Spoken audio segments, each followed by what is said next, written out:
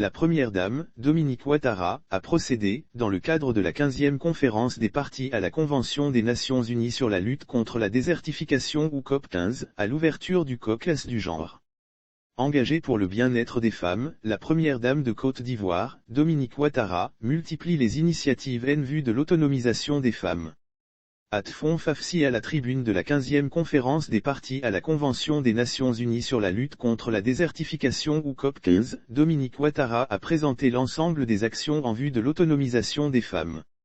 Doté d'un capital de 25 milliards FCFA, le Fafsi a permis à ce jour, à plus de 300 000 femmes ivoiriennes d'être financièrement autonomes. La première dame a indiqué qu'elle a créé le Fonds d'appui aux femmes de Côte d'Ivoire, Fafsi, un fonds doté d'un capital de 25 milliards FCFA, qui a permis à ce jour, à plus de 300 000 femmes ivoiriennes d'être financièrement autonomes, soit plus de 2 millions de personnes épargnées de la pauvreté.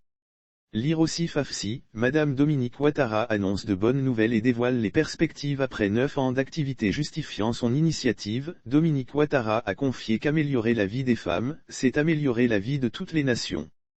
C'est en raison de cette corrélation positive entre le statut global des femmes et le bien-être de toute une nation, que ce caucus du genre doit permettre de faire des progrès significatifs dans ce sens et poser des gestes concrets, a souligné la première dame, qui a procédé à l'ouverture du caucus du genre de la 15e conférence des parties à la Convention des Nations Unies sur la lutte contre la désertification ou COP15. Les attentes de Dominique Ouattara. Dominique Ouattara a exprimé ses attentes, à cette occasion, qui sont notamment, de gagner le pari de l'autonomisation des femmes agricultrices à travers diverses mesures dont la sécurisation foncière et la création d'une banque pour les femmes rurales. Le caucus appelle à l'autonomisation des femmes agricultrices à travers diverses mesures dont la sécurisation foncière et la création d'une banque pour les femmes rurales organisée autour du thème « Terre, vie, patrimoine, d'un monde précaire vers un avenir prospère ». Le caucus présenté comme une réunion de haut niveau se veut une plateforme de soutien aux initiatives et un catalyseur de la mise en œuvre du plan d'action pour l'égalité des sexes au niveau des pays.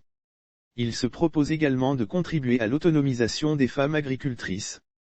Lors du caucus, la première dame de la République démocratique du Congo, Denise Tshisekedi, a appelé à trouver des solutions durables pour soutenir les femmes qui, dit-elle, sont les premières à subir les impacts de la désertification.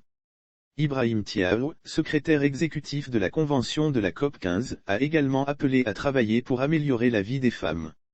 Lire aussi COP15 à Abidjan, la Côte d'Ivoire accueille une dizaine de chefs d'État et de gouvernement. Le président de la 76e session de l'Assemblée générale des Nations Unies, Abdullah Charid, a félicité le tenu du caucus, dont l'objectif est de réfléchir pour l'égalité du genre dans la gestion des terres.